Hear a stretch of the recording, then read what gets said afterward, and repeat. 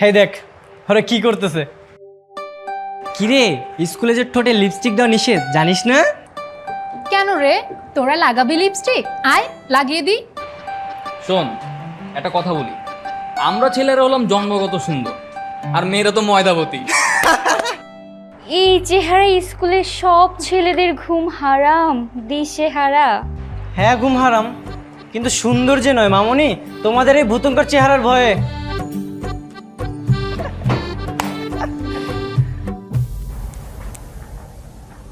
দেখবি এই রূপের জাদুতেই তোদের পুড়িয়ে ছাই করে দিব।